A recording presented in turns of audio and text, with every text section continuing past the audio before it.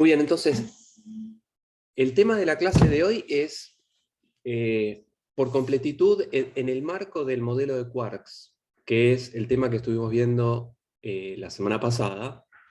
Por completitud vamos a hablar de mesones hoy, ¿sí? Simplemente porque hablamos de los bariones, entonces hablamos de los octetes y de cupletes de bariones, no dijimos nada de los mesones, y bueno, entonces la idea es cerrar, digamos, el tema hablando de mesones. Pero una de las cosas más importantes es hablar de qué es el color, en el contexto de una teoría, de una teoría para la fuerza fuerte. Entonces, vamos a un breve repaso de lo que vimos la clase pasada en particular, ¿no? La clase pasada construimos el octete de bariones, ¿no? Y para construir este octete, recuerden que la combinación de 3 objetos de SU3 daba 27 estados.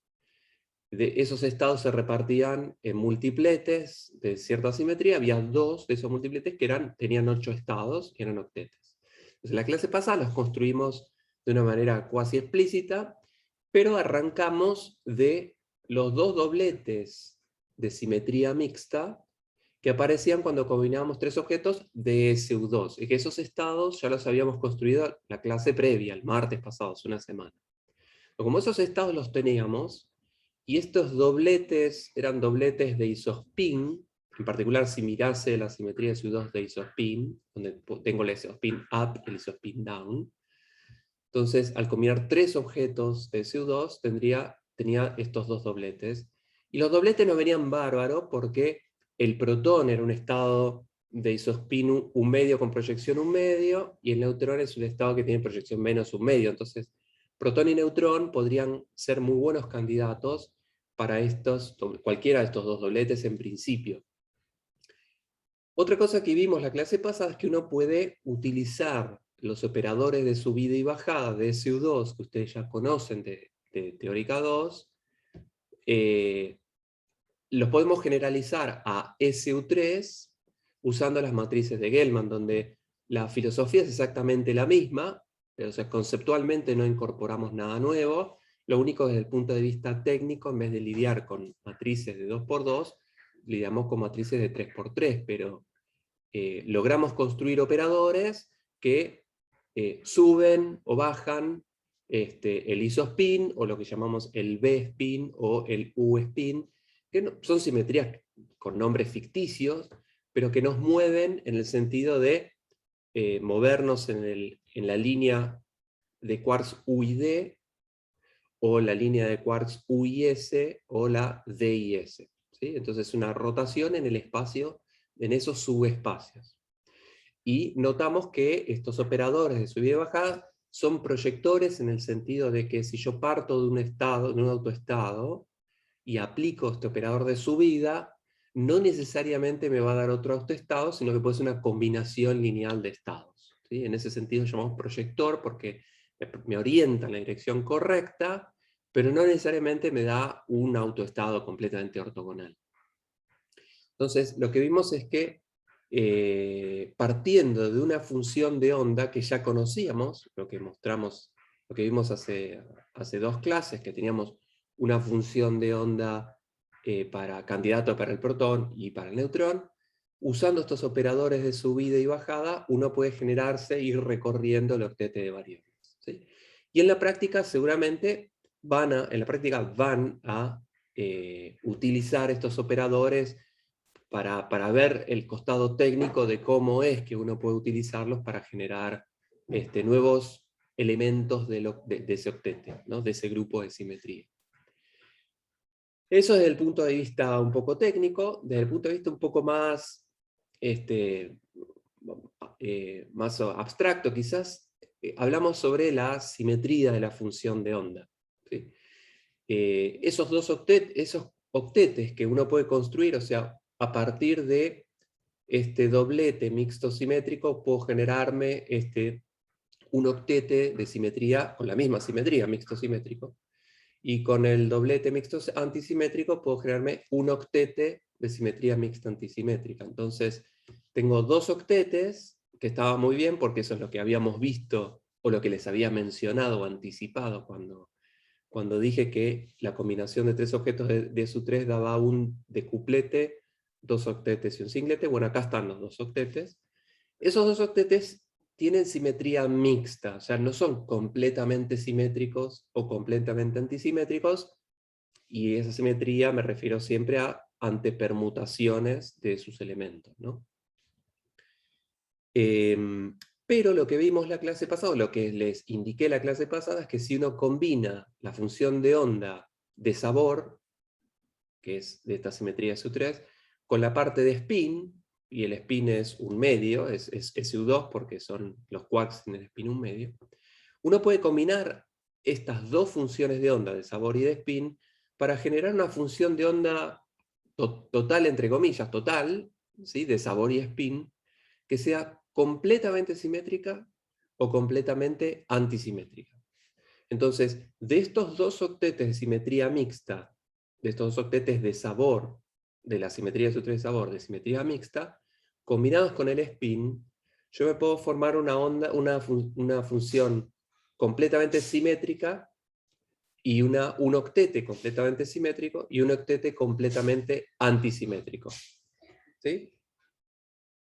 La pregunta es cuál usamos, porque tengo dos octetes y los candidatos son uno solo, ¿no? Entonces yo tengo un protón y tengo dos posibles funciones de onda a utilizar, entonces uno está en duda de cuál usar. Entonces, para responder a eso, lo que les mostré es un ejemplo de qué es lo que puede hacer uno con estas funciones de onda. Uno puede calcular observables, ¿sí? Y eso está bueno porque entonces ya tengo un modelito con el que puedo hacer alguna predicción, y entonces, comparando con resultados experimentales, uno puede ver si este modelo funciona o no. Entonces, en particular hablamos del momento magnético. Vimos que con la función de onda de sabor uno puede calcular el momento magnético de algunos de esos estados, por ejemplo el del protón, ¿sí? Y la conclusión fue que cuando uno compara la predicción con la función de onda simétrica y la función de onda antisimétrica, la que funcionaba bien era la simétrica, ¿sí?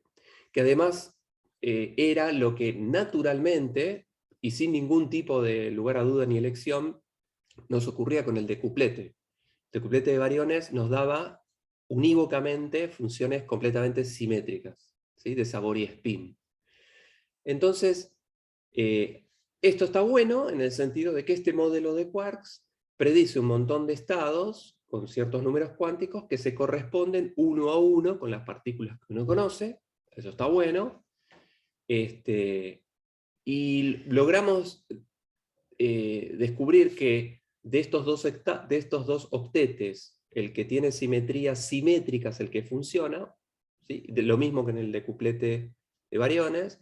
Entonces, las funciones de onda simétrica de los bariones son las que funcionan bien, ¿sí? Eso es silencio, hija, ¿sí? Anda a buscarla, tranqui, pero estoy dando clases, ¿sí? Entonces, lo importante es tratar de resolver esta disyuntiva, porque encontramos funciones de onda completamente simétricas de sabor y spin para todos los bariones, pero esos bariones son todos fermiones de spin semientero. El protón, las deltas, son todos fermiones. Entonces hay algo que todo esto es muy lindo, pero hay algo que no funciona, ¿está bien? Y que tenemos que resolver. Y ese es uno de los dos temas de la clase de hoy, lo vamos a ver más adelante. Esto es más o menos lo que vimos la clase pasada, ¿sí? Un muy breve resumen. ¿Alguien quiere hacer algún comentario o alguna cosa que no quedó del todo clara?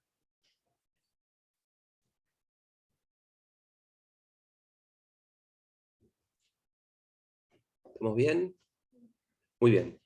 Entonces, hablemos de los mesones, ¿sí? Recuerden que en el modelo de quarks, Gell-Mann había propuesto que todos los bariones, ¿sí? Que son aquellas partículas que tienen aquellos estados que tienen masas del orden o mayor que la de los nucleones, ¿sí? Que el protón y el neutrón, a eso se los llama bariones, y según el modelo de quarks, esos se forman mezclando 3 quarks.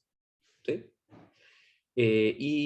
Pero por otro lado estaban los mesones, ¿no? Los mesones también eran partículas descubiertas desde hace ya casi medio siglo, pero eran menos masivas que el protón, y por eso se los llaman mesones, pues son partículas que están en el medio entre los bariones y los leptones, que son partículas como el electrón. Y eso, entre los mesones había piones, que los utilizamos en algún momento, y hay otros kaones, son famosos.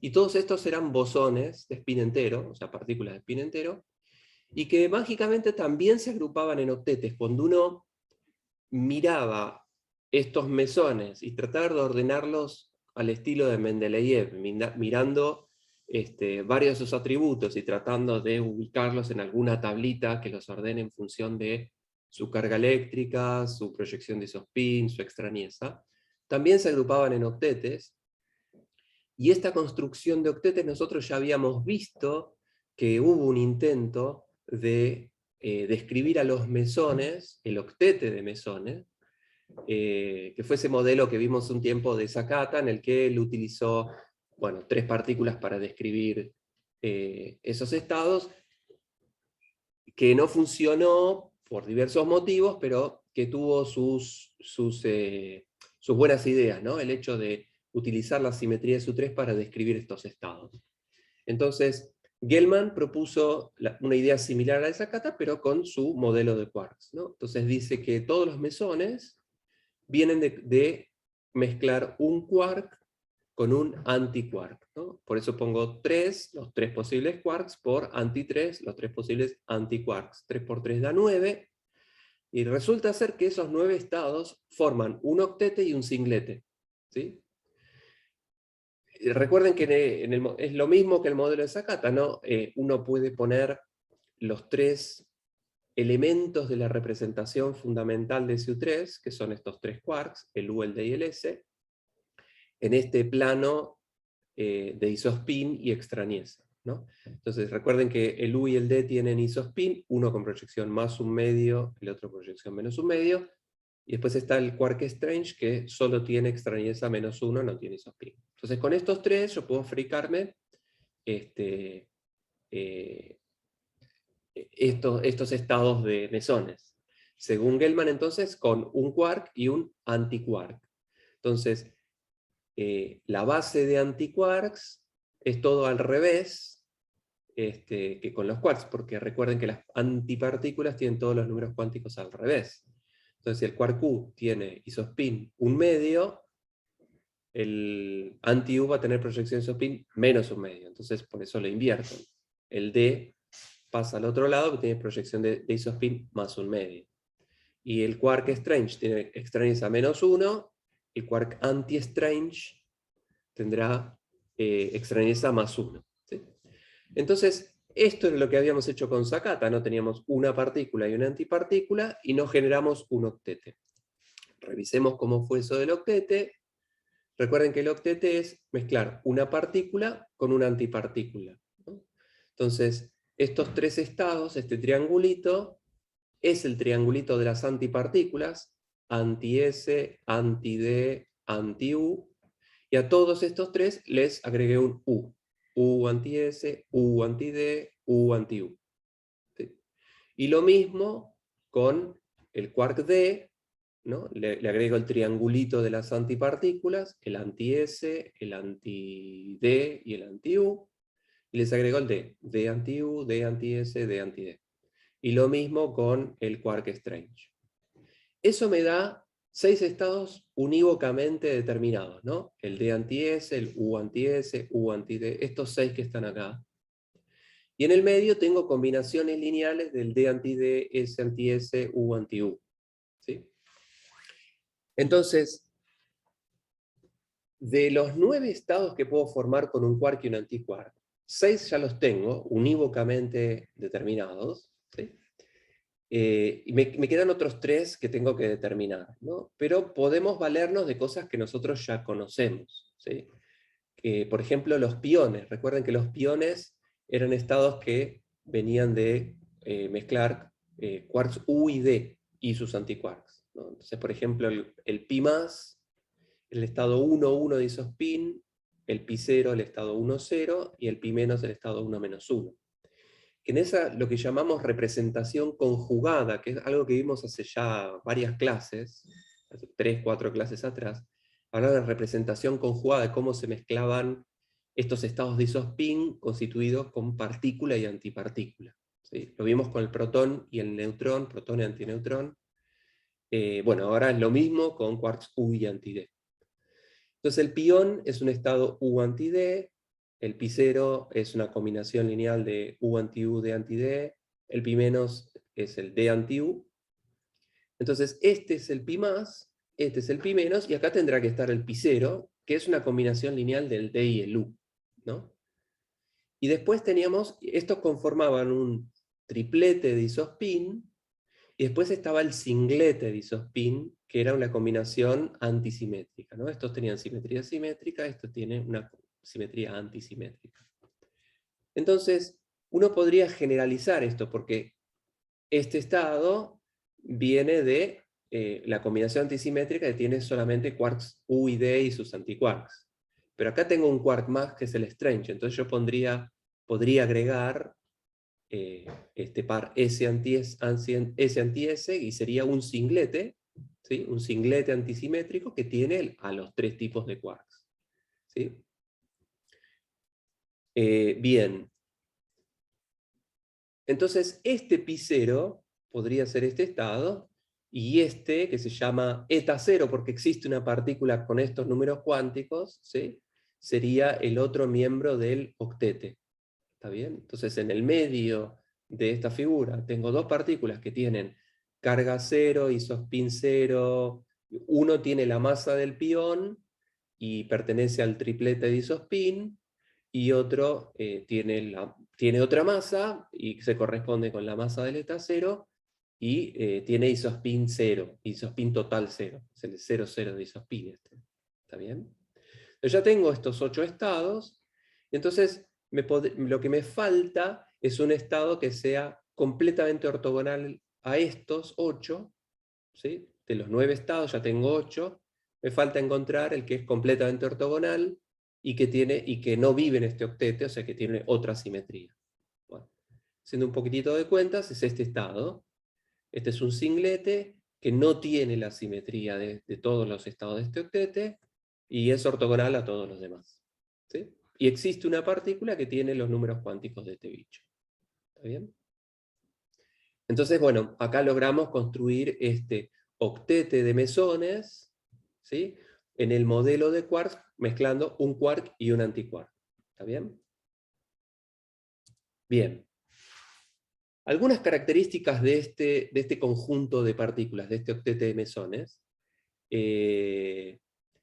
Bueno, lo que ya les mencioné, ¿no? Que todos estos estados que uno puede construir con el modelo de quarks, o sea, con una predicción teórica, entre comillas,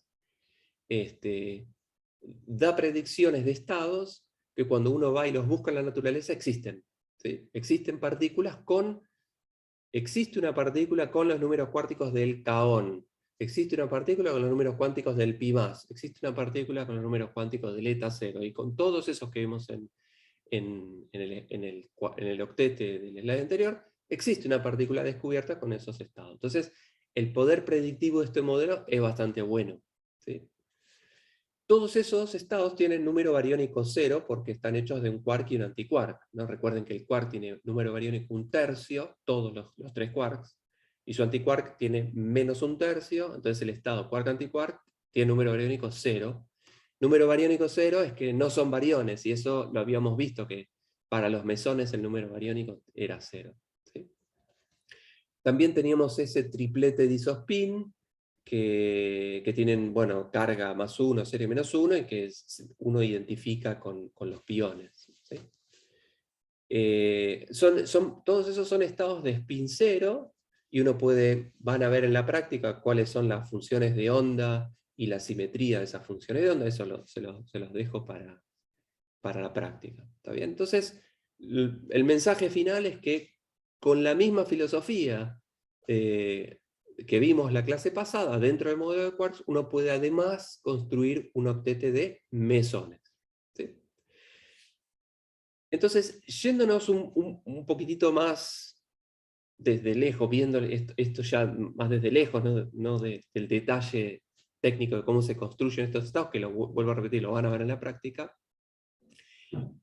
uno podría preguntarse, bueno, decir, bueno, tengo un modelo, este modelo de Gell-Mann, que predice estados y predice los estados que uno observa en la naturaleza. Entonces este modelo se vuelve interesante. Entonces uno se empieza a preguntarse, bueno, ¿cuáles son los requisitos de este modelo? ¿No? Y recuerden que arbitrariamente Gell-Mann había dicho que estos quarks se mezclan de a tres quarks o quark y antiquark. ¿Sí? Y además, en particular, cuando uno mezcla los tres quarks, las funciones de onda de sabor y spin son completamente simétricas, y eso es como medio antiintuitivo porque estamos hablando de fermiones. ¿Sí? Y la pregunta es, ¿por qué no puedo mezclar de a 4 quarks, de a 20 quarks, de a 57 quarks o de a 2 quarks? ¿Por qué solo de 3 o quark y antiquark? Y esa es una pregunta súper válida, y lo que vamos a tratar de hacer es ir respondiendo parte de esa pregunta en la clase de hoy. ¿Sí? Una cosa es que, fíjense que el hecho de que la función de onda sea simétrica en el modelo de quarks impide que la delta más tenga spin un medio, porque recuerden que la delta más pertenecía al decuplete, ¿sí? Y el decuplete era completamente simétrico, la parte de spin no podía ser simétrica. Entonces no me sirve un medio. Y también impide que el protón, que es el miembro del octete que tiene spin un medio, ¿sí? Por la simetría no puede tener spin 3 medios. ¿Está bien? Entonces, esta arbitrariedad de la definición de este modelo de quarks setea un montón de cosas e impide que pasen otras. ¿Sí? Entonces estaría bueno entender por qué esto es así. ¿Sí? Muy bien, entonces, nos está faltando algo, y tiene que ver con lo siguiente. Cuando empezamos a hablar de isospin, tiempo atrás, cuando hablamos de los núcleos, y dijimos, bueno, neutrón y protón quizás no son tan distintos, quizás sean versiones de una misma cosa, entonces definimos el isospin. El isospin, en aquel momento, lo asociamos, eso surgió para tratar de dar una descripción de la fuerza fuerte. ¿Sí? Y entonces inventamos un nuevo número cuántico que describe una nueva simetría, ¿sí? Rotaciones en el espacio de isospin, que llamamos isospin. Después lo que hicimos fue saltar del núcleo e ir a los hadrones en general, a otras partículas que no tienen que ver con los núcleos, y vimos que esta simetría de isospin también nos ayudaba, por ejemplo, para describir a los piones, ¿no? Los piones son estados de isospin 1, por ejemplo, ¿no? Entonces, vuelvo a repetir esta lección de que solo se pueden combinar 3 quarks o quark y antiquark en la naturaleza, y no hay estados, por ejemplo, de 2 quarks. Tiene que ser como todo lo que estuvimos haciendo de modelo de quarks y las simetrías de isospin y extraneisa apuntan a describir cosas que pasan en los núcleos o en los hadrones, y lo que domina ahí es la fuerza fuerte. Entonces, esta característica de que los quarks se pueden juntar de una manera y no de otra es una característica inherente de cómo es que se relacionan entre sí, y se relacionan a través de la fuerza fuerte. ¿Está bien? Entonces, una manera de cerrar el panorama con este tema de modelo de quarks es agregar algo más que solucione aquella cosa que no nos funciona. Por ejemplo, la simetría de la función de onda del protón nos está dando simétrica, haciendo que es un fermión. Hay algo que hay algo que está mal, o algo que nos está faltando. Como el modelo de quarks predice un montón de estados que uno, cuando los busca en la naturaleza, no está tan mal el modelo de quarks. Entonces quizás el modelo esté bien, pero nos está faltando incluir algo. Entonces, ¿qué pasa si uno incluye la siguiente idea? ¿Qué pasa si los quarks, el U, el D y el S, tuviesen además un grado de libertad adicional? ¿Sí? Como si cada quark pudiese tener una especie de spin, un número cuántico adicional, y yo pudiese tener un quark U con un spin para arriba y un quark U con un spin para abajo y con un spin torcido. O sea, entonces, ese nuevo grado de libertad, pongámosle un nombre, ¿sí? Pongámosle el nombre de color, por darle un nombre, y vamos a probar la idea de que los quarks tengan un grado de libertad en el que puedan estar en 3 posibles estados. Entonces, a esos 3 estados los voy a llamar los colores primarios, ¿no? Rojo, verde y azul. Red, green and blue. ¿Sí? Entonces, voy a decir que los quarks tienen una simetría, que voy a llamar de color, ¿sí? Y que esa simetría de color está dada por el grupo de simetría SU3, y la base en la representación fundamental, entonces son 3 estados, que los voy a llamar red, green and blue. ¿Sí? Entonces, cuando yo mezcle 3 quarks, cada uno de esos tiene un grado de libertad con 3 opciones, red, green y blue, cada uno de ellos. ¿Sí? Y nosotros ya hicimos esto con U, D y S, bueno, ahora cambio la letra, la llamo R, G y B. ¿Sí? Y de esos 3 por 3 por 3, 27 estados, voy a tener la misma descomposición que vimos antes. ¿Sí? Voy a tener dos octetes de simetría mixta, un decuplete, y en particular un singlete que es completamente antisimétrico, y acá pongo cuál es ese estado. Este es un estado completamente antisimétrico ante permutación de sus elementos, y es un único estado. ¿Sí?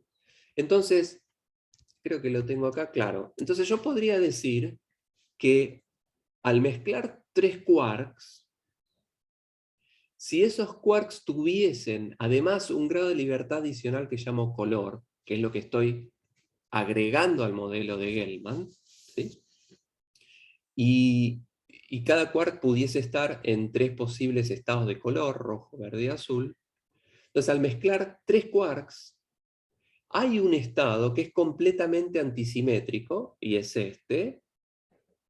Entonces, si yo a mi función de onda de sabor y spin, que tienen simetría SU3 de sabor y SU2 de spin, y nos daba para todos los variones, o sea, para la combinación de 3 quarks, siempre me daba la simetría mal, porque me daba completamente simétrica para fermiones. Si yo agrego este nuevo grado de libertad, la función de onda tendría que incorporar el sabor, el spin y además el color, ¿sí?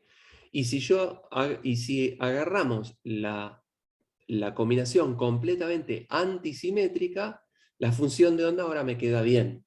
La función de onda total de sabor por spin por color, si elegimos esta completamente antisimétrica, ahora la función de onda de todos los fermiones me queda antisimétrica, como debería ser para un fermión, como la naturaleza manda. ¿Sí?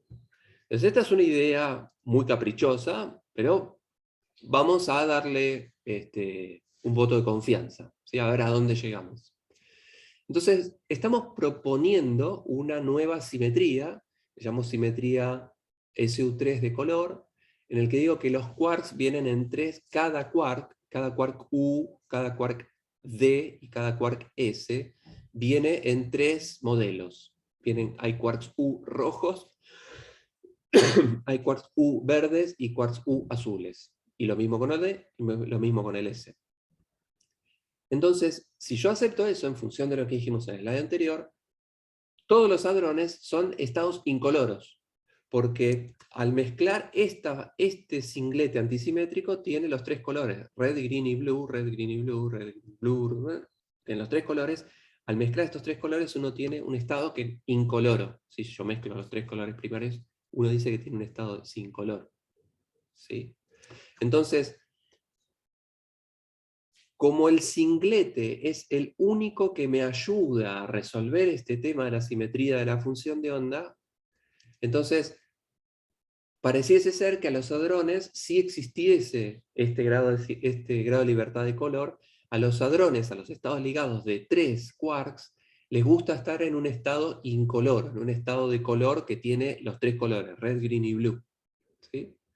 Y es un singlete antisimétrico de 3x3x3 de color. En el caso de los mesones, como tienen quark y antiquark, tienen color y anticolor, entonces el estado de los mesones es también incoloro. ¿Sí? Es un estado sin color también.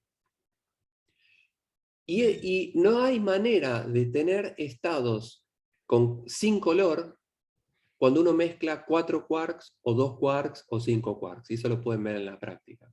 Entonces la única manera, si yo agrego este grupo de simetría SU3 de color, los hadrones tienen que estar en un estado antisimétrico.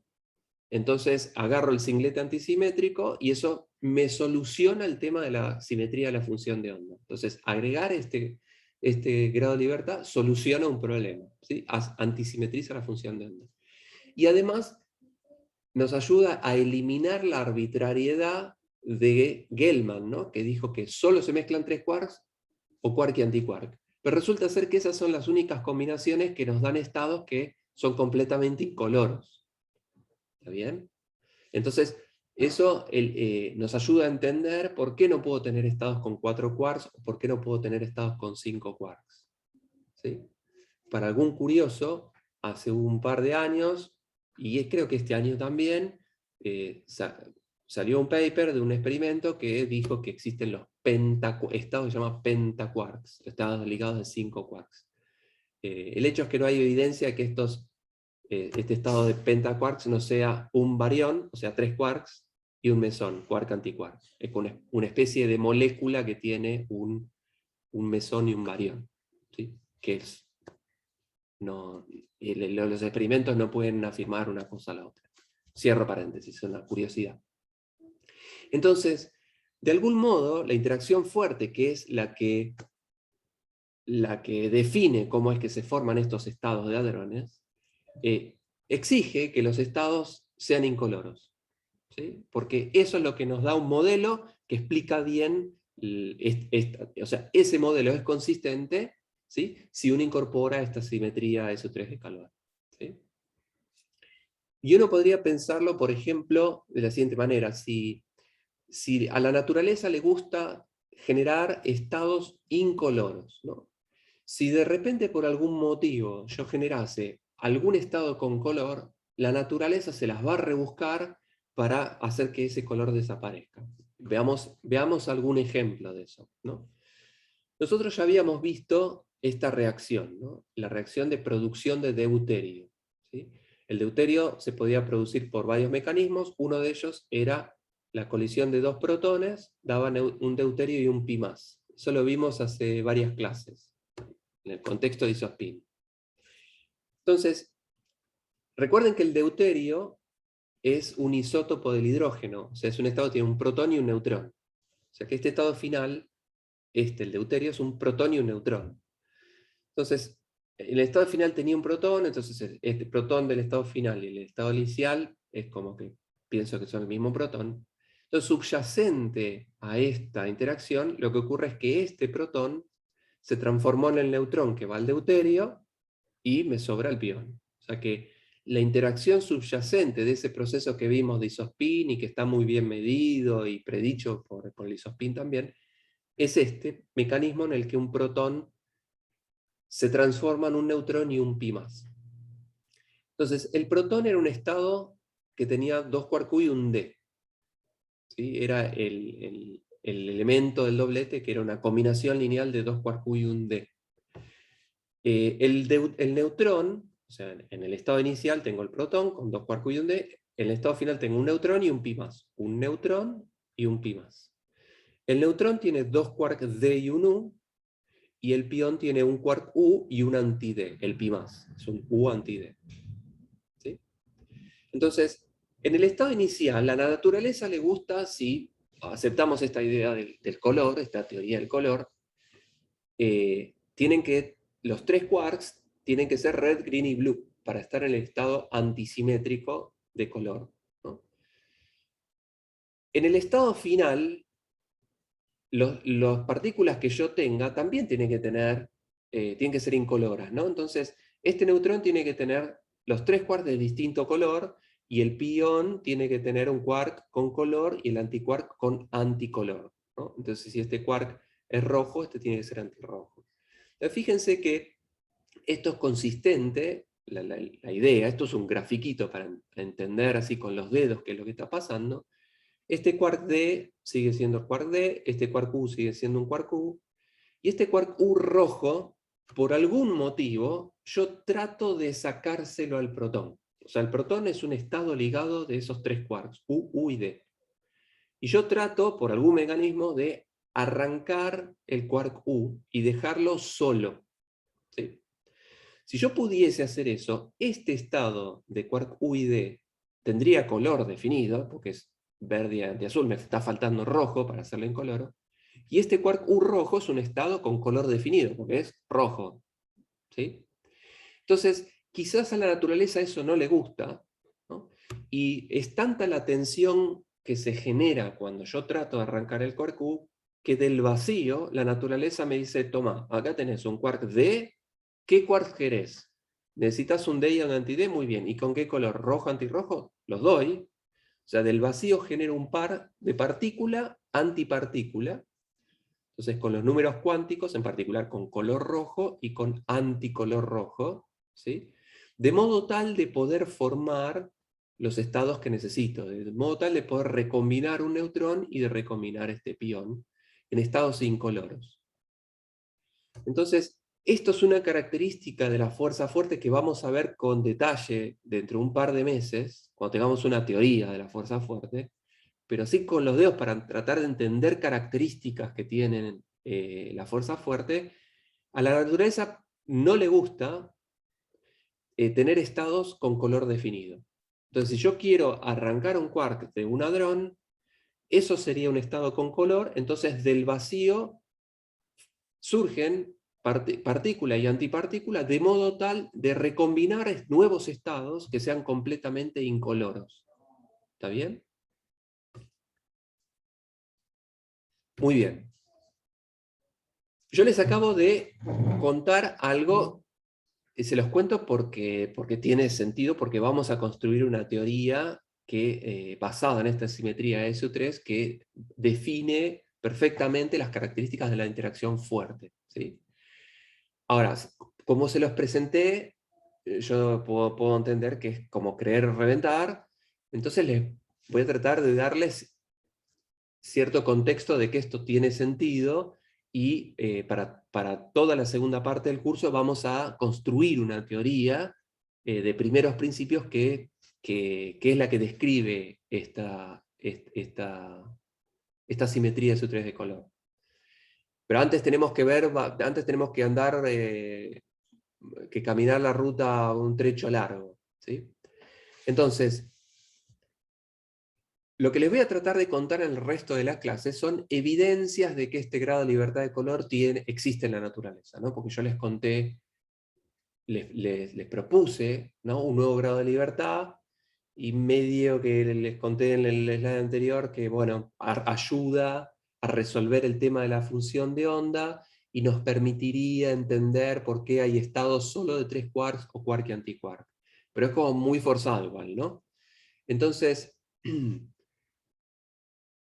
¿cómo puedo darles indicios para que ustedes empiecen a aceptar que esta idea de color es una idea que tiene sentido seguir y profundizar? Entonces, ¿qué cosas buenas tiene introducir este grado de libertad adicional de color que tienen los quarks? La primera cosa es que soluciona el problema de la simetría de la función de onda, ¿no? Entonces, un problema que teníamos, que era que los bariones tenían funciones de onda simétricas y eran fermiones, lo arreglamos con esta idea del color.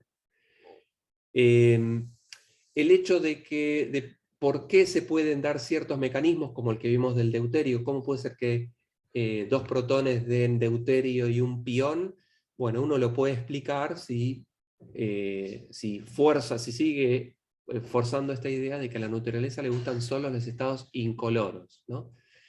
Que permiten que solo existan estados con 3 quarks o quark y antiquark nada más. En la década del 70 hubo varios físicos a los que le dieron el Nobel por desarrollar esta idea de una simetría basada en SU3 de color, y que se condensó, el conjunto de estos desarrollos y estas ideas se condensó en lo que hoy llamamos cromodinámica cuántica, ¿sí? O QCD, Quantum Chromodynamics, que es una teoría de campos que nosotros vamos a desarrollar en la segunda parte del curso, que es la teoría que sabemos que explica muy bien las interacciones fuertes, ¿sí? Esto ocurrió más o menos en la década del 70, y se necesitó colectar un montón de evidencia, muchos experimentos a distintas escalas de energía, y al día de hoy estamos convencidos de que esta teoría de QCD, esta teoría basada en la simetría SU3 de color, es la que describe acertadamente la interacción fuerte, ¿no? Pero tardaron varias décadas en convencer a la comunidad y dar varios Nobel, ¿no? Al respecto. Esto lo vamos a ver en la segunda parte, desde el punto de vista técnico lo vamos a ver en la segunda parte del curso. Entonces, no obstante, previa a la formulación de QCD, había evidencias de que esta idea de este grado de libertad de color tenía sentido también, ¿sí? Entonces yo les voy a contar un ejemplo, uno de muchos ejemplos, para tratar de convencerlos de que esta idea de color tiene sentido, ¿sí? El ejemplo que vamos a ver es cómo se producen hadrones en colisiones entre electrones y positrones, ¿sí? Entonces,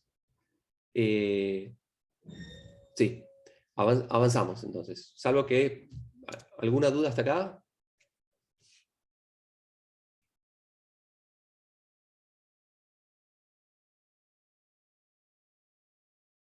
¿No? Todas, se quedaron. Sí, sí. Esa es una respuesta. Tu respuesta, Fernando, me parece más razonable. Esto abroja lugar a dudas, pero bueno, déjenme darles algunos indicios para que ustedes puedan asimilar esta idea, que esta idea tiene sentido llevarla adelante, ¿sí? Entonces vamos a hablar de cómo se producen hadrones en colisiones entre electrones y positrones.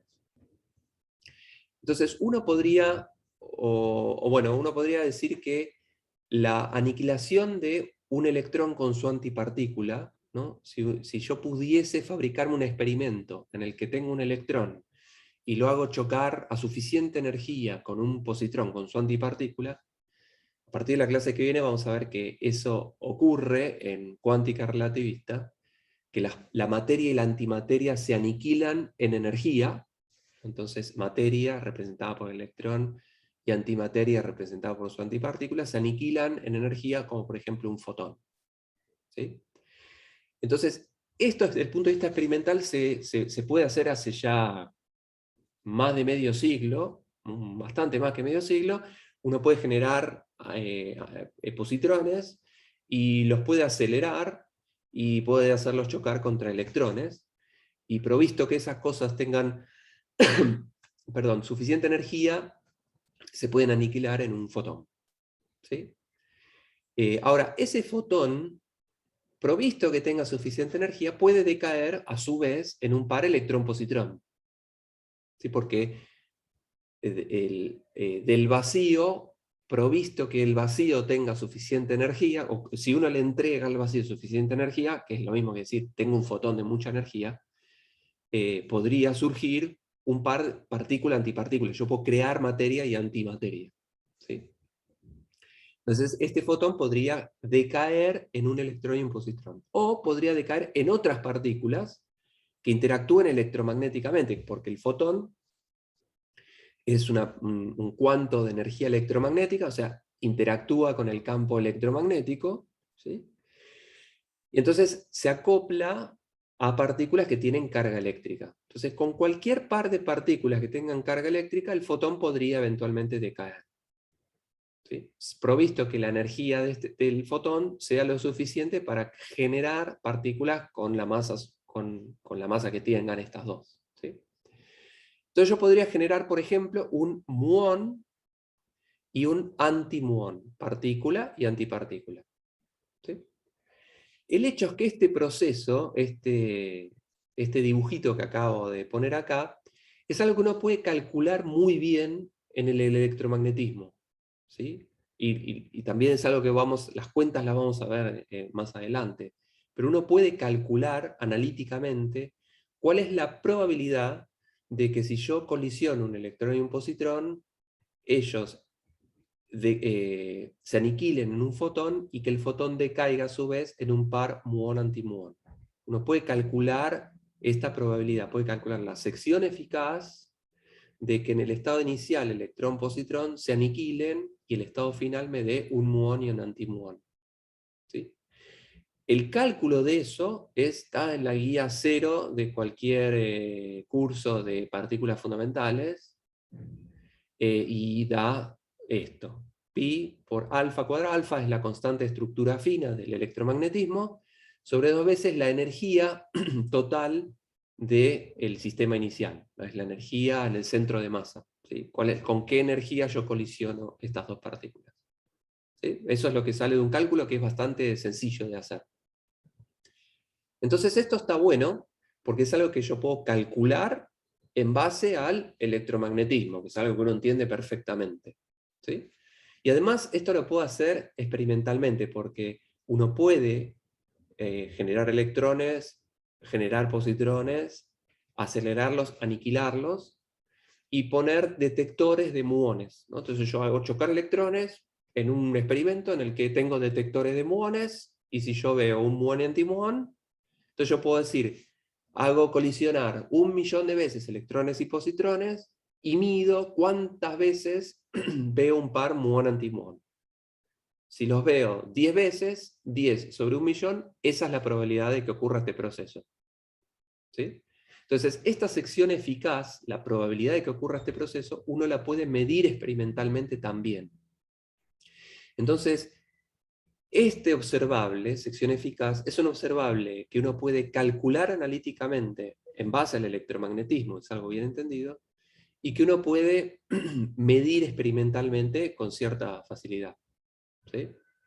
Entonces, efectivamente, estas cosas se vienen midiendo hace mucho tiempo, ¿sí? con cada vez más grado de precisión, y lo podemos utilizar para producir hadrones. ¿Por qué? Porque en este diagramita de acá, este fotón puede decaer a un par partícula-antipartícula con carga eléctrica, que puede ser un electrón, puede ser un muón, o también cualquier otro par de partículas que tengan carga eléctrica. Y recordemos que los quarks tienen carga eléctrica. El quark U tiene carga más 2/3, el anti-U tiene menos 2/3. El quark D tiene carga menos 1/3, el anti-D tiene carga más 1/3. O sea, podría decaer este fotón en un quark U anti-U, o D anti-D, o S anti-S. ¿Está bien?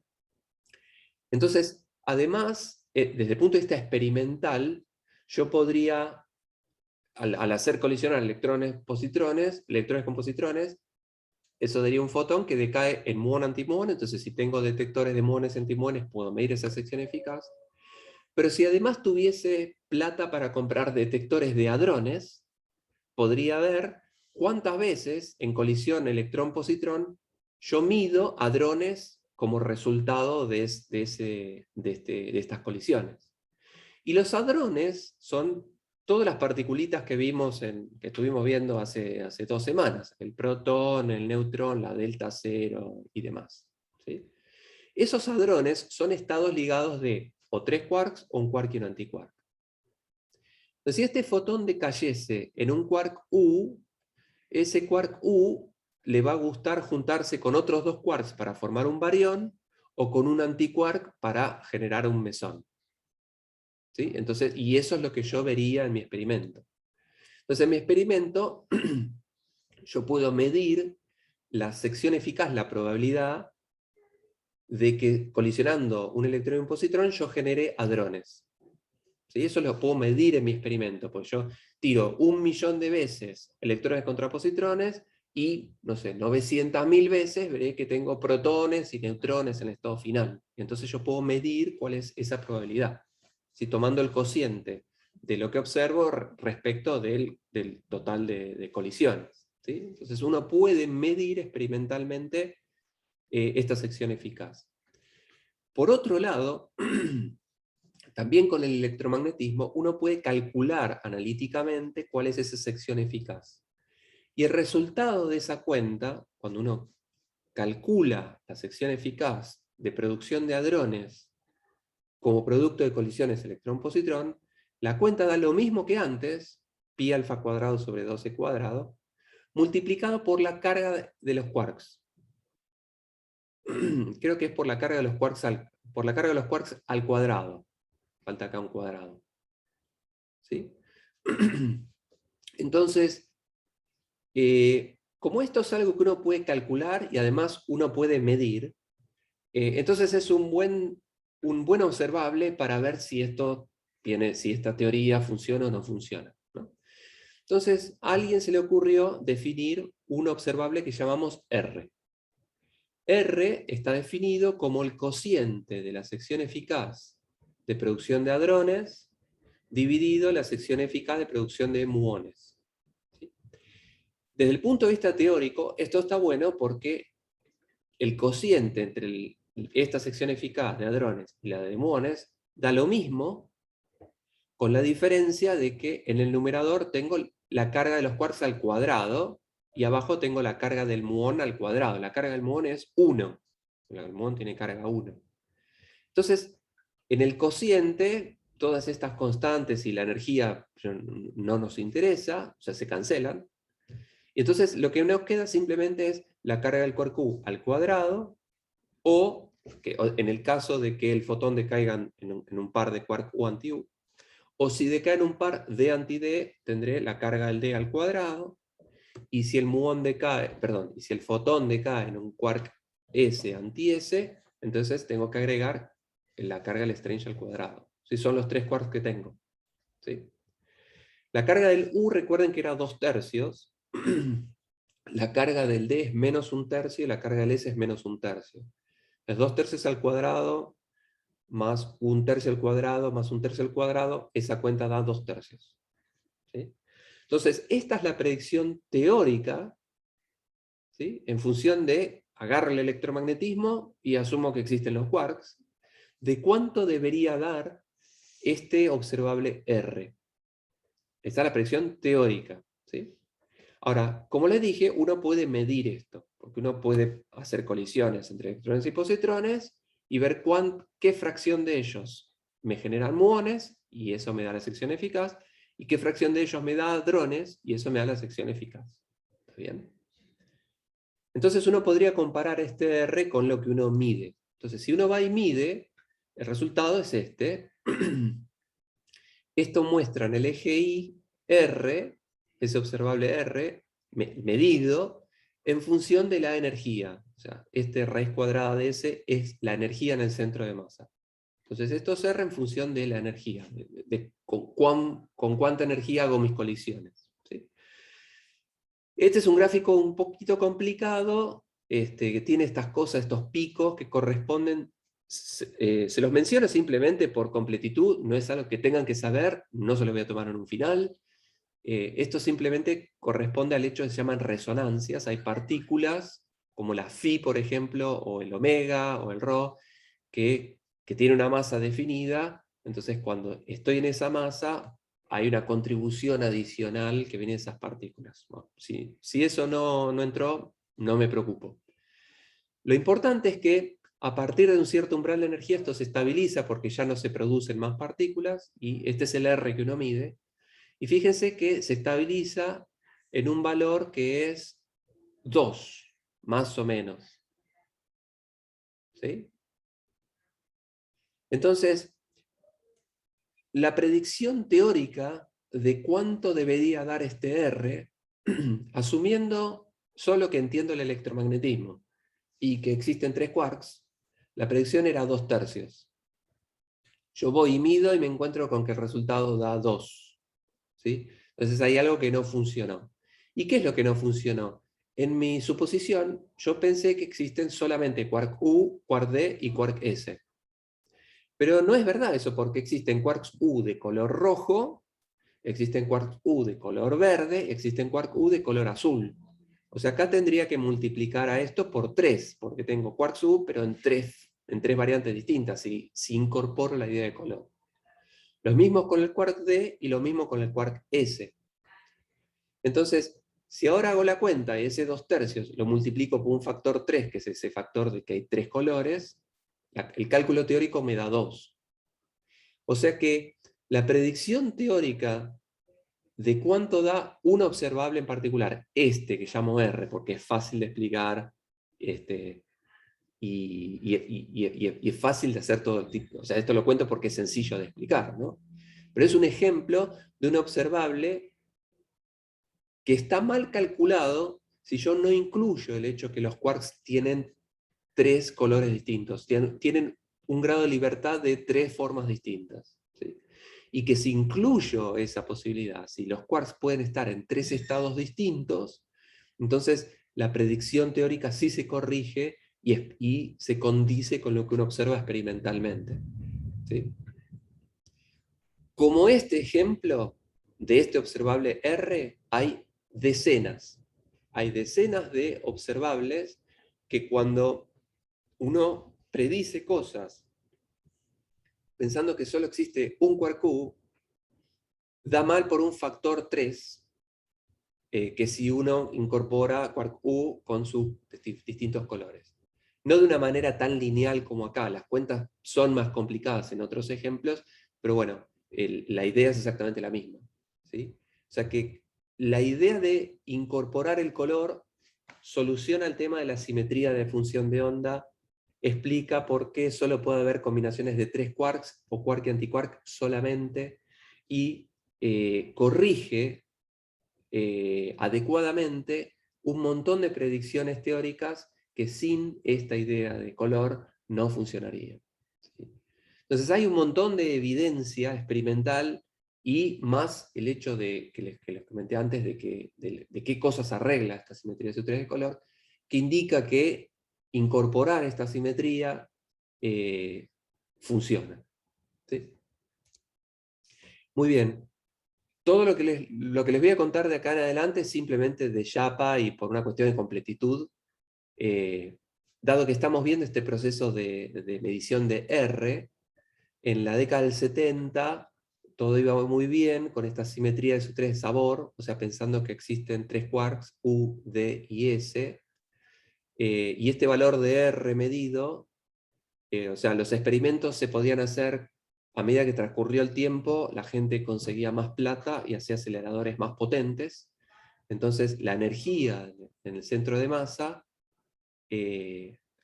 uno le podía dar a la perillita y dar más energía a las colisiones. Entonces se medía que el valor de R estaba estancado en 2, hasta que de repente, a partir de un cierto valor de energía, este R empezó a sentarse en un valor más o menos de 3,5. ¿Sí? Y eso fue un problema, ¿no? Y una solución muy sencilla podría ser la siguiente. Podría ser que quizás,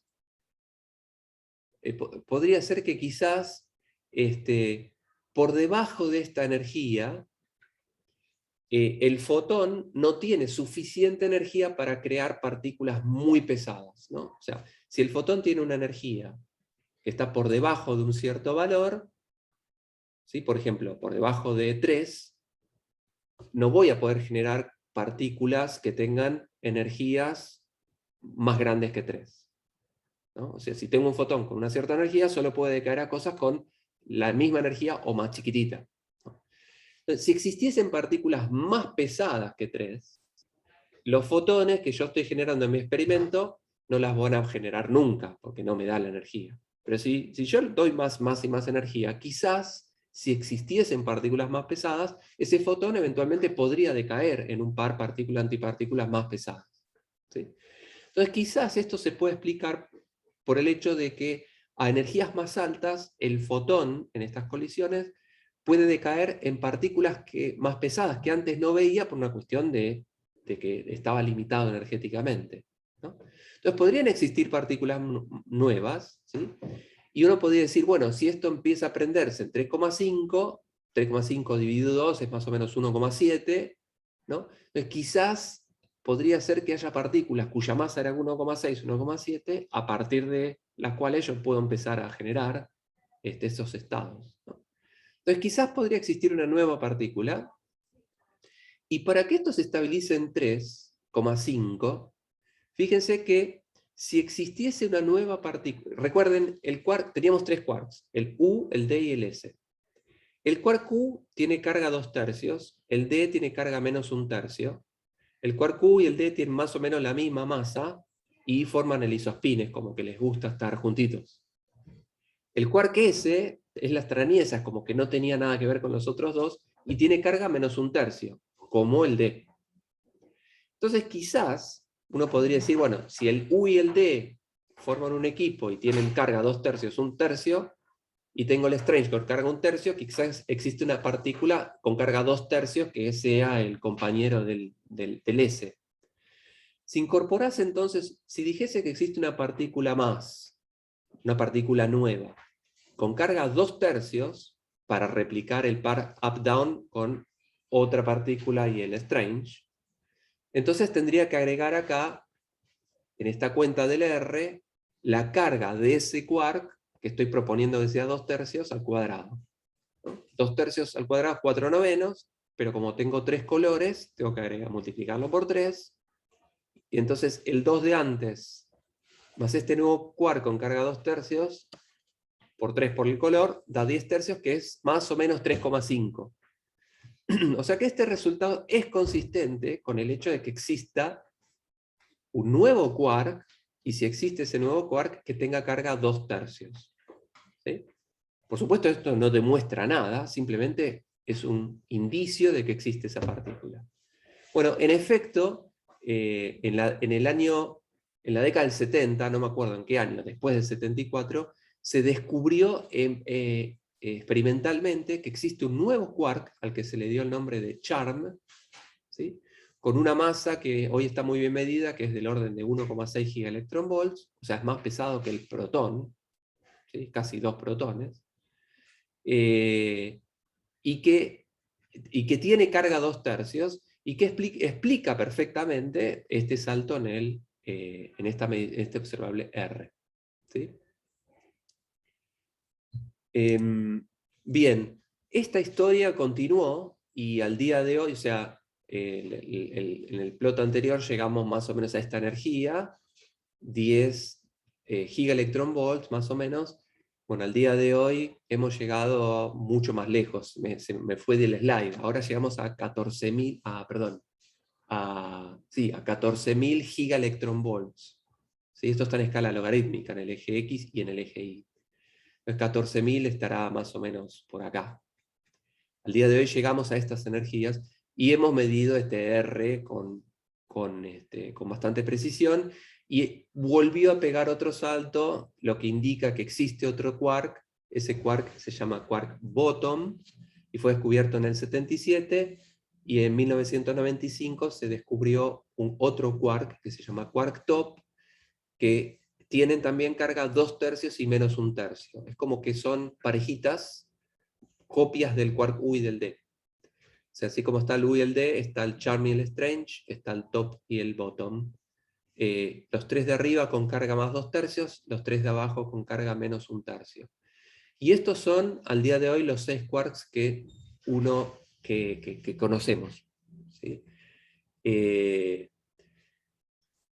Por otro lado, entonces estas son 3 familias, porque la diferencia entre el U y el D, el Charm y el Strange, el top y el bottom, es simplemente la masa. Es como que el Charm es la versión más pesada del U y el top es la versión más pesada del C. Pero los efectos de, por ejemplo, su carga eléctrica y isospin son exactamente iguales. ¿Sí?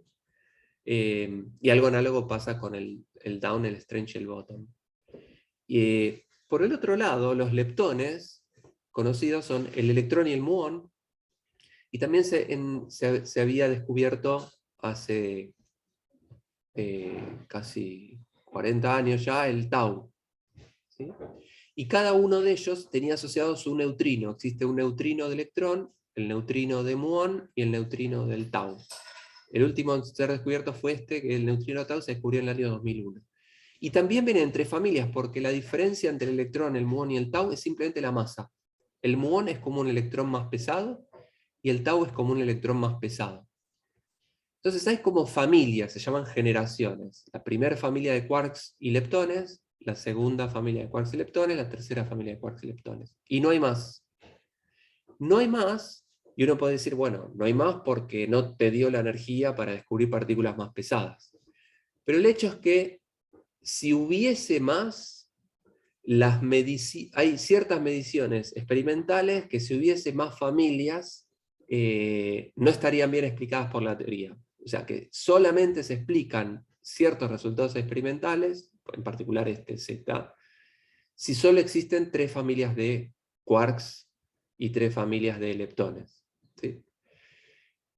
Además de estas 12 partículas, hay 4 más que se llaman gluón, fotón, el bosón Z, el bosón W. El gluón es, bueno, el fotón es el mediador de interacción electromagnética, el gluón es el mediador de interacción fuerte, es como el fotón de la fuerza fuerte, y estos dos son los mediadores de interacción débil. Entonces la fuerza débil, la fuerza fuerte y la fuerza electromagnética están mediadas por por estas 4 partículas. Y recientemente, en el 2012, se descubrió el bosón de Higgs, a quien le vamos a dedicar un par de clases al final del curso. Y estas son las 17 partículas fundamentales que hay. ¿Sí? No hay más que estas. Todo lo que nosotros como seres humanos conocemos del universo es combinación de estas. En particular, todo lo que está en la tabla periódica de Mendeleev son mezclas de quarks U, D y el electrón. Porque con el quark U y el D me puedo fabricar protones y neutrones, y con los electrones formo los átomos. O sea, con estos 3 me hago todos los elementos químicos. ¿Sí? Entonces, estos son los 17 tipos que nosotros vamos a tratar de ir entendiendo con más detalle en todo lo que queda del curso. ¿Sí? Entonces, hablé demasiado, ¿sí? La clase de hoy. Lo que me parece importante de lo que vimos en la clase de hoy es, primero, construimos el octete de mesones. ¿Sí? Por ahí puedo volver para atrás. Construimos este octete de mesones como extensión de lo que habíamos dicho del modelo de quarks, ¿no? En el modelo de quarks, los bariones se forman mezclando 3 quarks, los mesones se forman mezclando un quark y un antiquark. ¿Sí? Bien. Después tratamos de generar una posible respuesta a por qué las funciones de onda nos habían quedado mal, ¿no? Las funciones de onda de sabor y spin de todos los bariones nos habían quedado antisimétricas y eran, perdón, simétricas, y la función de onda es antisimétrica de los fermiones. Y también tenemos que explicar por la arbitrariedad del modelo de Gell-Mann de por qué los quarks solo se mezclan de a 3 o quark y antiquark. ¿Qué, hija? ¿Qué, Carmen? Sí, sentate un poquito más para arriba, ¿no? Perdón, tengo una hija con la nariz tapada. COVID. Espero que no. Bueno, entonces, como les estaba diciendo, queremos tratar de entender por qué los hadrones se forman de a 3 quarks o quark y antiquark y resolver el tema de la función de onda. Entonces, una propuesta que soluciona eso es incorporar un nuevo grado de libertad en el que cada quark tiene 3 posibles estados que vamos a llamar rojo, verde y azul. Y si al mezclar 3 quarks hay un estado que es un singlete antisimétrico, entonces si la naturaleza eligiese las combinaciones de quarks que dan este estado antisimétrico, que es la función de onda que no funciona, que arregla el tema de la simetría, generaría estados incoloros, estados que tienen los 3 colores. Y con los mesones pasa lo mismo, con color y anticolor también tengo estado incoloro. Entonces, si incorporamos este grado de libertad de color, uno puede hacer muchas cosas. Solucionamos el tema de la simetría de la función de onda, podemos explicar por qué los quarks se mezclan solo de A3 o quark y antiquark, podemos entender ciertos mecanismos caprichosos de cómo es que se producen ciertas reacciones, como por ejemplo esta que hemos visto de la producción de deuterio, en el que al querer arrancar un quark de un estado, eso me daría un estado con color, a la naturaleza eso no le gusta, entonces del vacío me va a proveer de lo que sea necesario para volver a generar estados que sean singlete de color. ¿Sí? Color anticolor o los tres colores. Y después les conté uno de las decenas de muchos ejemplos de cosas que uno puede calcular y que puede medir, ¿sí? Y que esa comparación siempre da mal si uno no incorpora este grado de libertad de color, ¿no? En particular yo les hablé de la medición de este coeficiente R, de este cociente de secciones eficaces de producción de hadrones relativa a la producción de muones.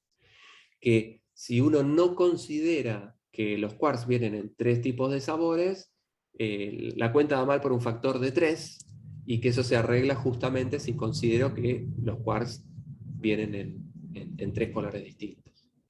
Y después simplemente les conté el panorama de que al día de hoy, bueno, con este observable R, además de entender esta idea del color, o de mostrar un ejemplo en el cual la idea de color soluciona una predicción teórica, con este coeficiente R se detectó una nueva partícula, el charm, y entonces aparecieron más quarks, no era solamente SU3 de sabor, con quark U, D y S, sino que al día de hoy sabemos que hay 6 quarks.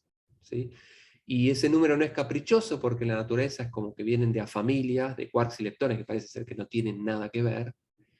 Y por completitud les puse cuáles son todas las partículas que conocemos en el universo. O sea, todo lo que uno ve y mide en el universo son combinaciones de estas 17 partículas.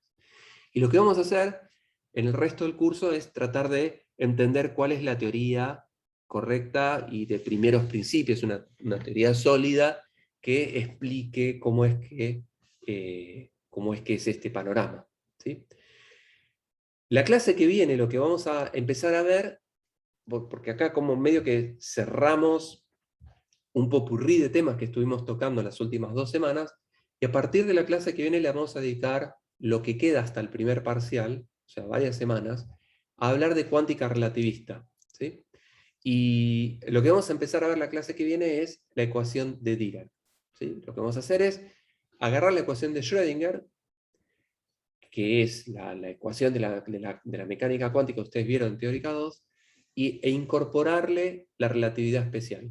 O sea, hacer una fusión entre dos teorías que ustedes conocen, que son centrales en la física, que son la mecánica cuántica y la relatividad especial. Vamos a encontrar una mejora de la ecuación de Schrödinger, que es lo que se llama ecuación de Dirac. ¿Sí? Y a eso le vamos a dedicar varias clases. ¿Está bien? Bueno, tienen mucho para digerir entre las últimas 3 clases, que es un conjunto de quizás una única unidad, que es el modelo de quarks.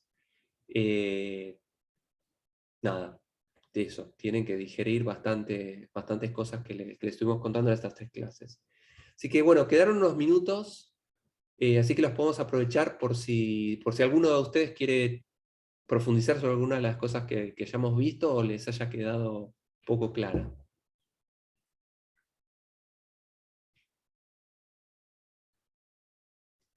Yo no recuerdo en qué eran los hadrones. Ah, muy bien, buena pregunta.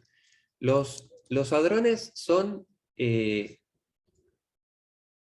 el punto de vista experimental, ¿te acordás?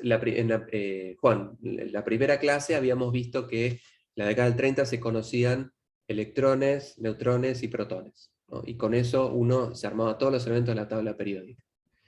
Pero con el correr del tiempo, cuando los físicos tuvieron plata para hacer aceleradores de mayor energía, se descubrieron partículas nuevas, ¿no? Entonces, de esas partículas nuevas, había muchas que eran partículas tan o más pesadas que el protón. A todas esas partículas se las llamaba bariones. Nosotros ya vimos ciertas regularidades, ciertas reacciones en las que se conserva el número bariónico, ¿no? Entonces, todas las partículas más pesadas que el protón se las llamaban bariones, y al día de hoy sabemos que esos bariones son estados ligados de 3 quarks, es lo que dice Gell-Mann, ¿sí? Lo que propone Gell-Mann. Pero también se descubrieron partículas que son más livianas que el protón, y que también son partículas que interactúan vía la fuerza fuerte. Y a eso se lo llamó mesones. Entonces, los mesones y los bariones, las partículas más livianas que el protón, las partículas más pesadas que el protón, y que interactúan por la fuerza fuerte, ¿sí? Al conjunto de estos dos, mesones y bariones, se los llama hadrones. Entonces, siempre que diga hadrones, me refiero a partículas que interactúan vía la fuerza fuerte. Esa sería la definición. Sé que ya era difícil con el spin, pero hay interpretaciones de qué es el color. Sí. Gracias, Gustavo. No, de nada.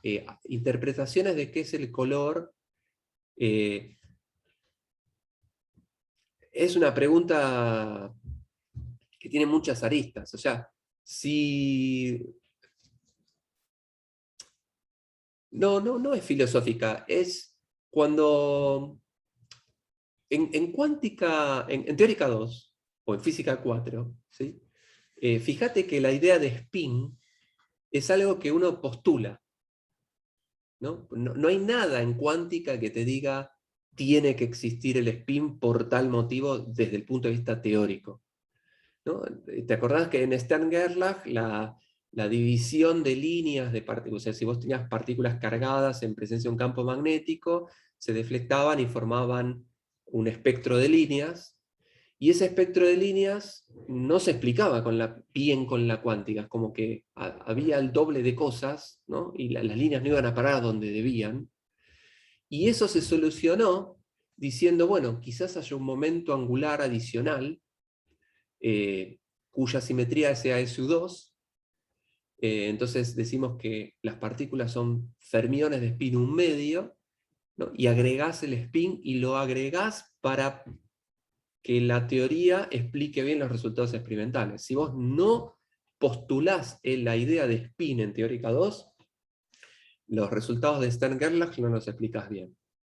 Entonces, la idea de spin, fíjate que es, la introducís ad hoc a tu teoría para completarla, para que prediga bien las cosas. Entonces uno después interpreta, ¿qué es el spin?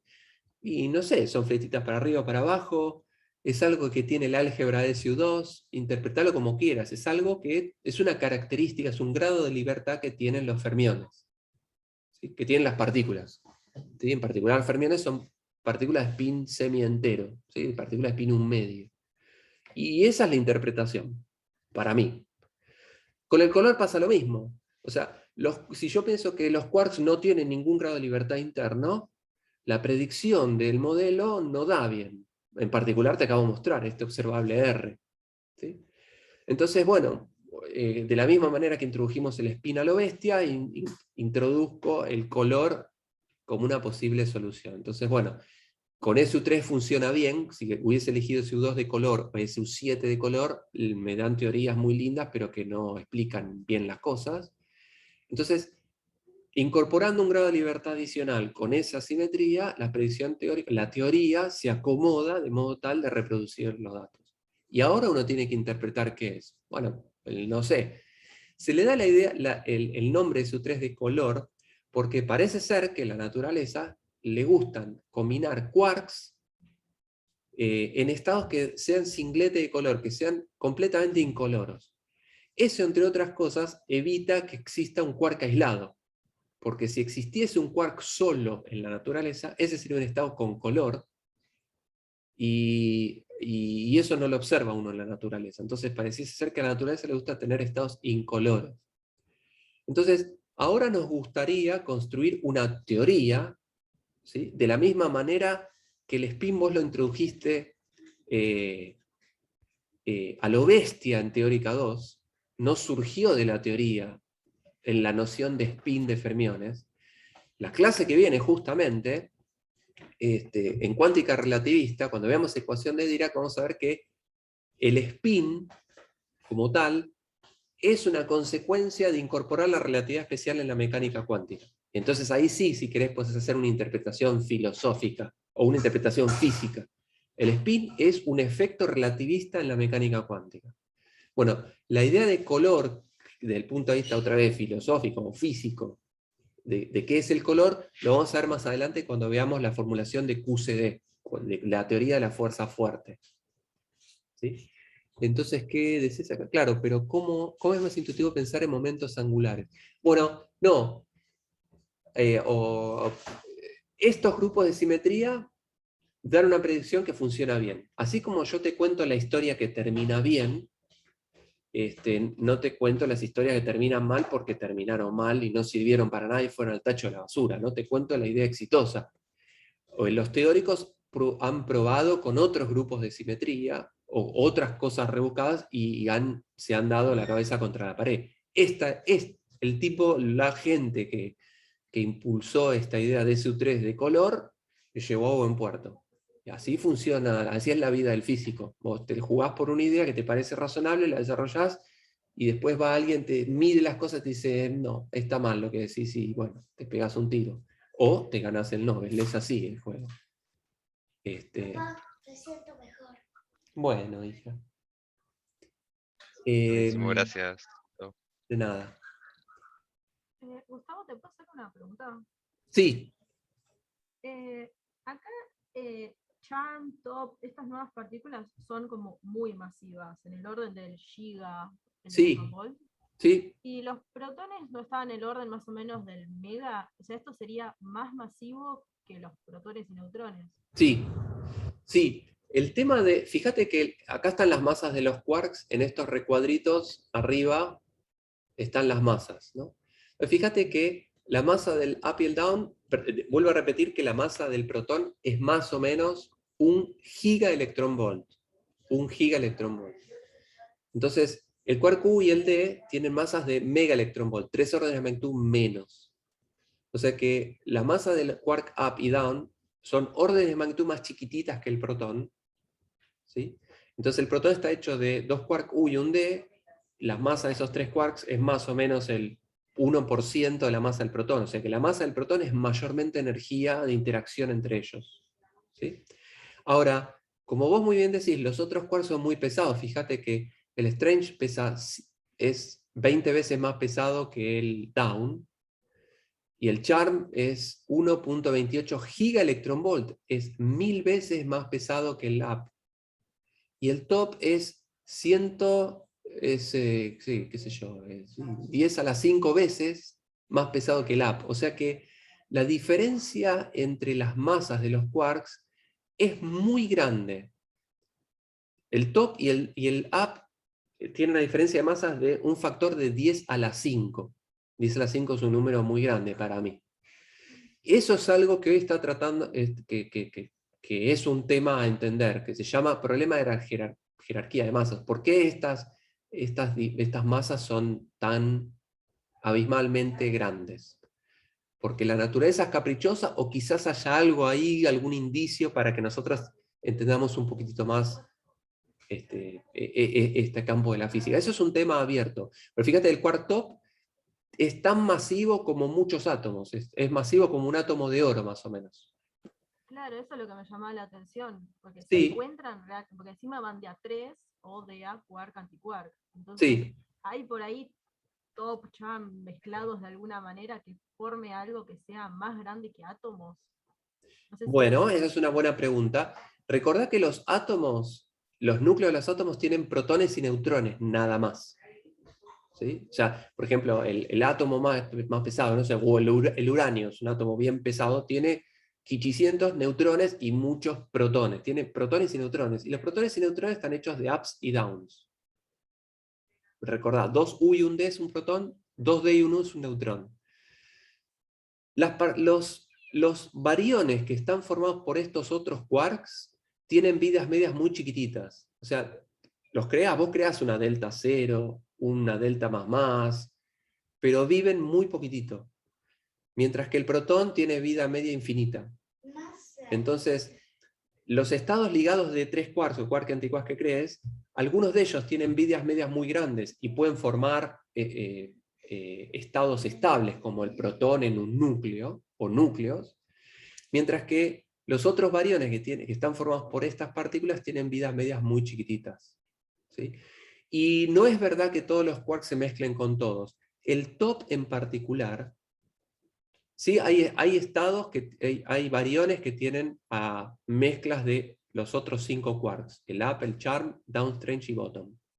Pero el top en particular es un tipo que tiene una vida media de 10 a la menos 25 segundos. Imagínate tiempos de 10 a la menos 25 segundos, ¿no? Vida media. O sea que si vos creas un top, 10 a la menos 25 segundos después, o sea, instantáneamente, decae en otra cosa. Entonces el top en particular es un quark que una vez creado no tiene ni tiempo en su vida de juntarse con otros 2 quarks, porque el tiempo que tarda la interacción fuerte es del orden de 10 a la menos 20 segundos. Es el tiempo que tardan los quarks en juntarse entre sí, o enterarse que existe otro quark. El quark top vive tan poco que decae inmediatamente. Entonces este bicho, no hay ningún hadrón que tenga quark top, por ejemplo. En particular, mi tesis de doctorado fue medir la sección eficaz de cómo se produce este bicho. O sea, a este lo venimos tratando de entender hace bastante tiempo. ¿Sí? Los otros quarks sí forman estados ligados, pero cuanto más pesados, más inestables son. O sea, los estados de los hadrones, que son partículas que están formadas por quarks, que tienen los quarks más livianos, son los que en principio tienen más chances uno de encontrar. Y el protón y el neutrón son los bariones más livianos que hay. O sea, son los bariones más estables. Y es por eso que todos los núcleos están hechos de protones y neutrones, que a su vez están hechos de quarks U y D. Entonces, Me vuela la cabeza todas estas escalas de tiempo. sí, Y sí, además está sí, muy, muy bueno. es, Gracias. es muy interesante, muy interesante. Y el top se descubrió en forma aislada. Claro, el top se produce y decae casi instantáneamente.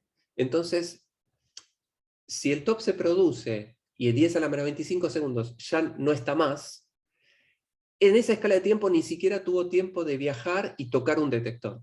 Entonces, si vos fabricás un quark top, ese quark top no tiene ni tiempo de tocar un detector. Entonces uno diría, bueno, nunca lo vas a poder detectar, pero no necesariamente uno tiene que tocar con un detector, o sea, interactuar con la cosa que quiere medir, sino que puede interactuar con las cosas a las que decae esa partícula.